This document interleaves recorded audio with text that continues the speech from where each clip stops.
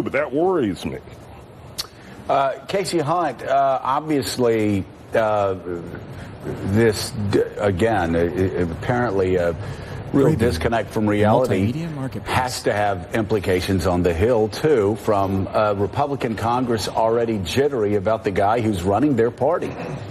Well, Joe, what stuck out to me was, the Times referenced it as a chuckle as this senator recounted this conversation. And, I have to say privately, when you talk to Republicans about this president, they alternate between, I don't want to say quite laughing and crying, but it feels that way. They, at 1 minute are, well, this is what we are. And then, on the other hand, there's this kind of underlying element of despair. And I think it's playing, across the board. It's playing into their kind of desperation to pass this tax bill. They feel like it's the only thing that can really save them right now. Nobody really feels like they have an understanding of what Trump's voters are going to do to them in 2018. They watched what happened in Virginia and, saw a lot of evidence that 2018 is going to be a really, really difficult time for them because of this president. And all of this plays into it. And, they don't really understand why the president can't get over these old controversies and why he doesn't understand that now that he's president,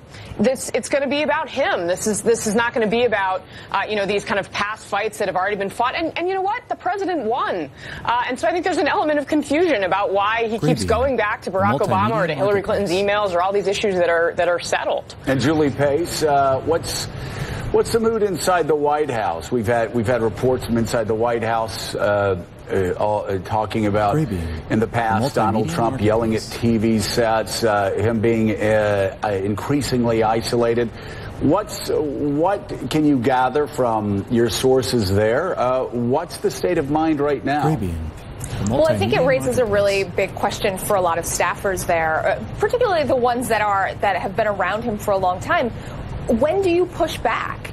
You get the feeling that when the president puts these things out there, when he says the Access Hollywood tape wasn't me, or maybe Barack Obama really wasn't born in the U.S., that no one around him is standing up and saying, no, Mr. President, that's not true. That has been the climate there. Some of it is because staffers know that the president can lash out at them.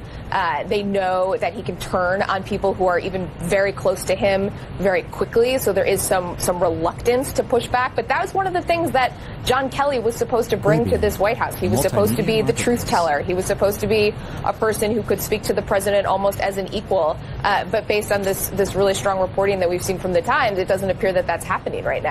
So, Gene, you write this.